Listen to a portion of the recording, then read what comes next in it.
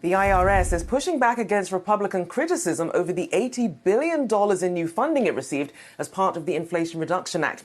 Now, IRS Commissioner Chuck Rettig publishing an op-ed on Yahoo Finance, writing, quote, "The recent debate over providing badly needed funding to the IRS is filled with outright false suggestions about what the agency and our hardworking employees do, as well as how the additional resources will be handled." Well, joining us now is Joel Griffith. Joel is a research fellow in the Thomas A. Roe Institute for Economy Policy Studies at the Heritage Foundation. Thank you for joining us this afternoon. So I want to first get your response, because a lot of people, when they saw this infusion of $80 million, were thinking, this means that the IRS is going to be coming after me. Has this done much to clear up some of these misconceptions? No, unfortunately, the commissioner's opinion piece today at Yahoo Finance really shattered his professional credibility, as it was filled with distortions, half-truths, and a lot of straw man arguments. And I spent some time really going through this and dissecting it today. And the sad truth is that this additional $80+ billion and hiring 87,000 new tax agents, this is going to be a real threat against small business owners and against American families. And I encourage everyone to look at what has gone on in the past. If you look at the audit data, we know that the majority of audits have actually targeted those with under $75,000 in adjusted gross income reported. And we also know that there have been far more audits against small S-corps and sole proprietors and partnerships than there have been audits against big C corporations. And that's what we have to look forward to in the coming years as the IRS doubles its agent task force size. If you've been totally honest on your taxes, why would you worry about an audit?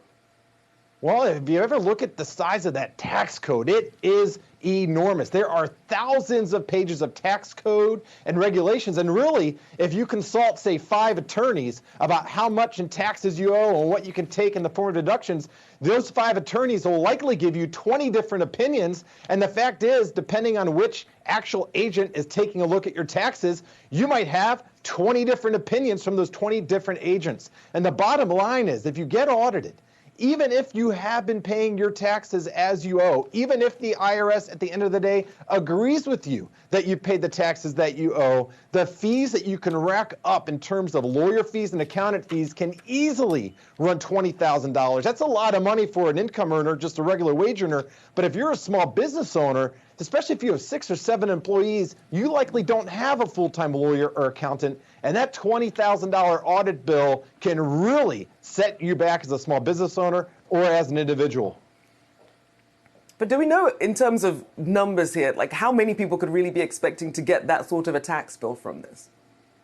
Well, it's not just that you'll have that tax bill, it's just the very threat itself. If you're a small business owner, knowing that that audit might come after you, knowing that you'll have to spend hundreds of hours that you should be devoted to growing your business, that instead you're going to have to be poring over paperwork during your working hours and at night with your lawyers and accountants trying to escape what might be an enormous tax bill that potentially you don't even owe. The very threat itself is going to weigh on small business owners and on families. And if we're doubling the size of that task force or of that agent force, you can be looking at the total number of audits to double or even more than double. In fact, if you look at the total number of 87,000 new agents that are going to be hired, that comes out to about 1 new agent for every 1,500 households. Basically, 1 new agent to be patrolling every neighborhood across this country. Just the threat itself is going to weigh heavily on individuals. Joel, you know the IRS has been cut and cut and cut for years, if not decades. And that's why we've had a backlog several years at times long in terms of the paperwork. They haven't been able to get you your refunds quick and fast enough.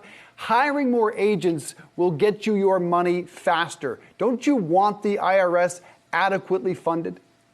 Look, unfortunately, we know that almost 70% of these funds, and this is actually in the commissioner's letter, up to 70% of these funds are going to be used towards hiring more auditors, more agents, rather than hiring customer service agents like you just mentioned. Of course, I would love the IRS to quickly pick up the phone if I have a question, but the bulk of this money, going by what the IRS itself is estimating, the bulk of this money is going to auditors, to people that are going to be hounding businesses and hounding families. Only a small portion of that will be going to systems modernization or customer service agents. Joel, the IRS says 50,000 are expected to retire in the next few years. Don't we need to replace them?